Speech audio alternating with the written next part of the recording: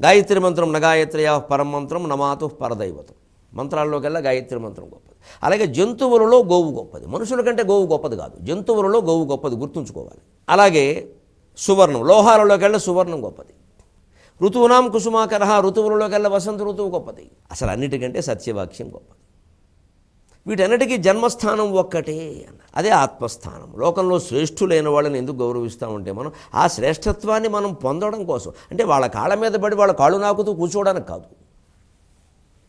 అందుకే శ్రేష్ఠులను ఆరాధించడం కాదు, అనుసరించాలి, ఆచరించాలి. అలా ఎందుకు మనం ఉండలేకపోతున్నామని ప్రశ్నించుకోవాలి.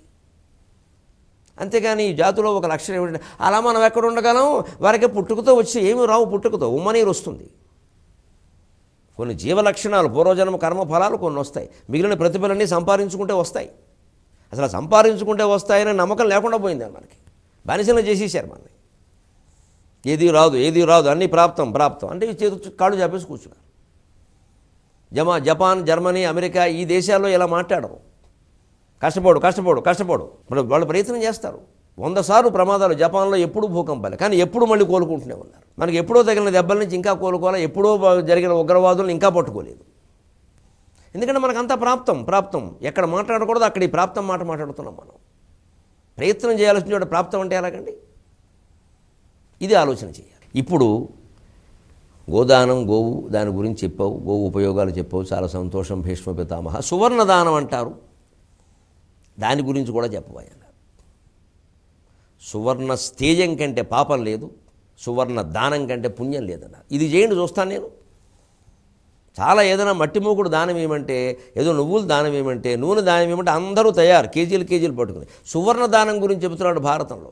ఎప్పుడు ఆబ్ద్యకం పడితే అప్పుడు సువర్ణ దానం చేయాల్సిందేనండి. ఎంతమంది చేస్తున్నామో ఆలోచించుకున్నాం.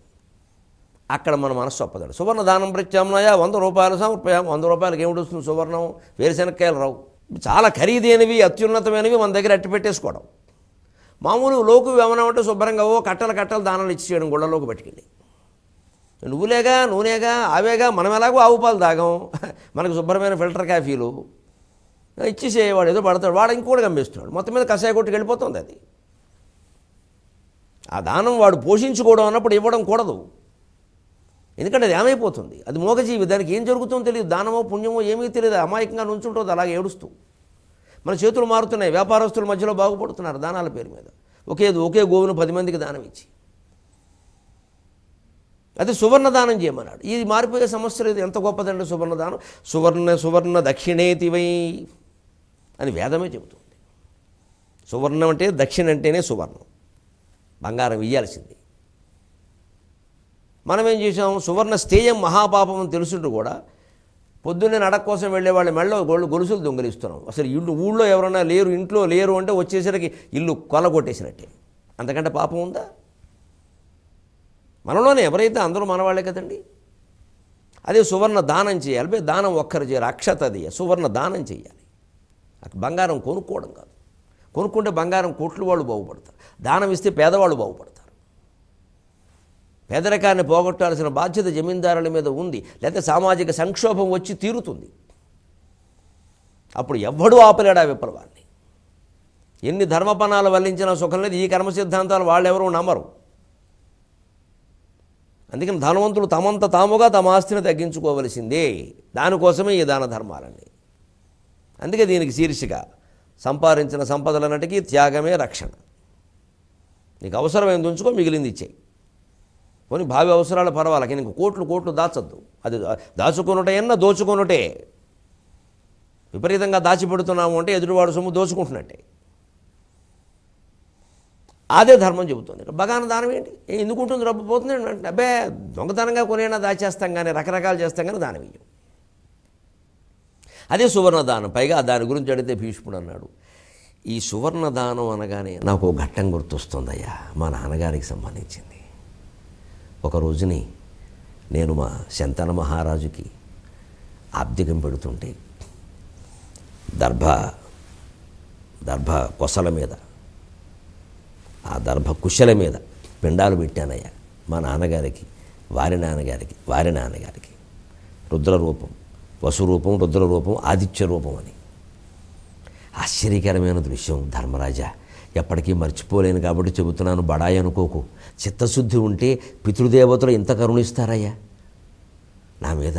మా నాన్నగారికి ఎంత ప్రేమో కానీ నేను అక్కడ ఆ పిండ ప్రదానం చేస్తూ ఉంటే గంగానదిలోంచి ఆశ్చర్యకరంగా సువర్ణ కంకణాలు, సువర్ణ అంగుళీయకాలు, సువర్ణ అంగదాలు ధరించినటువంటి ఒక మహారాజు హస్తం ఇలా పైకొచ్చి, నాన్న నాన్న భీష్మ, నా చేతిలో పెట్టరా, నా చేతిలో పెట్టరా, నీకు అన్యాయం చేశాను రా, నీ నోటికి దగ్గర కూడు లాక్కున్నాను రా, నీకు పెళ్లి కాకుండా చేశాను రా, నీ జీవితాన్ని అడవి మోడు చేశాను రా, ఆ పాపం పోగొట్టుకుంటాను నాయన, నా చేతిలో పెట్టరా, నాకింత ముద్ద పెట్టరా, నాకింత ముద్ద పెట్టరా అని మా నాన్న చెయ్యి సాచాడయ్యా.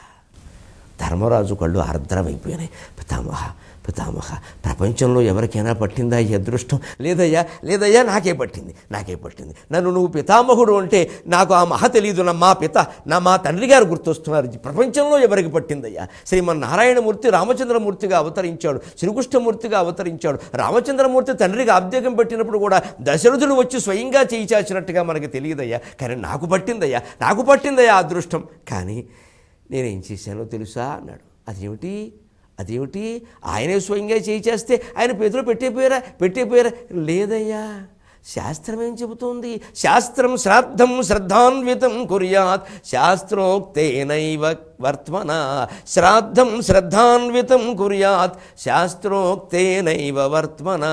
భువి పిండం దదౌ విద్వాన్ భీష్మ పాణౌ నశంతనో.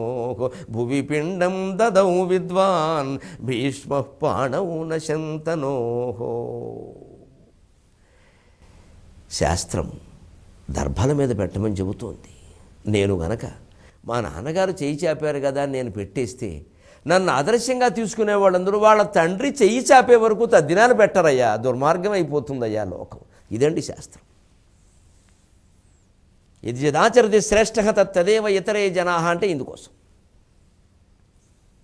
శాస్త్రం అంటే శాస్త్రం తెలుసుకోరు. పురాణాలు శాస్త్రాలు కావు, కావ్యాలు శాస్త్రాలు కావు, పిట్ట కథలు రచ్చబండ కథలు శాస్త్రాలు కావు. శాస్త్రం వేరు. ధర్మశాస్త్రం, శబ్దశాస్త్రం, జ్యోతిష్ శాస్త్రం, న్యాయశాస్త్రం, మీమాంస శాస్త్రం, అవి శాస్త్రాలు. శాస్త్ర సమ్మతం అంటే అందులోంచి తీసి మాట్లాడాలి. పురాణాల్లో పెట్టకథలని శాస్త్రాలు కావు. పురాణాలు అర్ధవాక్యాలు, అర్ధవాద వాక్యాలు. కొన్ని సందర్భాల్లో చేయొచ్చు, కొన్ని సందర్భాల్లో విశేషంగా చేయాలి, కొన్ని సందర్భాల్లో విగతంగా చేయాలి, కొన్ని సందర్భాల్లో మార్చి చేయాలి. అనేక రకాల ఆకర్షణల కోసం పురాణాలు చెబుతారు, ప్రలోభ పెడతారు, ఒక్కోసారి భయపడతారు, లేకపోతే చెయ్యరు. కాబట్టి దాన్ని విపరీతం చేయకూడదు. పురాణాలు శాస్త్రాలు కావు. శాస్త్రం వేరే, ఇది శాస్త్రం. అందుకని భీష్ముడు తండ్రి చేతిలో పెట్టలేదు, దర్భల మీదే పెట్టి, తండ్రి ఏమనుకోకండి, మీరు తీసుకోండి, నేను చేస్తే ఇది ఆదర్శం అవుతుంది. రేపు పొద్దున్న మా పైగా నాన్న చేయి చాపలేదు అంటే మేమేదో తప్పు చేసి ఉంటాం అని కొంతమంది కురింగిపోతారు. ఇప్పటికే కాకి ముద్ద దగ్గర అలాగే అనుకుంటారు కదా. తినకపోతే ఏదో జరిగింది ఎవరెవరినో అనుమానించడం వద్దు. అన్ని వ్యాఖ్యానాలు అవసరం లేదు. అది యాదృచ్ఛికంగా జరుగుతుంది. వీటి వెనకాల నమ్మకాలు కమ్మేసేస్తే బతుకులు పాడైపోతాయి. అనవసరంగా మనుషులను అనుమానిస్తారు, కొందరిని అనవసరంగా గౌరవిస్తారు. ఇక వాళ్ళు పెద్దవాళ్ళు అయిపోతారు. నేను పెట్టగానే తాతగారు తిన్నారు, నేనంటే ఇష్టం. మరి ఇంగ్లీష్ మీడియం వాడంటే ఆయనకి ఎందుకు ఇష్టం? ఆయన వేద పండితుడు. ఏదో చెప్తారు కబుర్లన్నీ ఇక్కడ.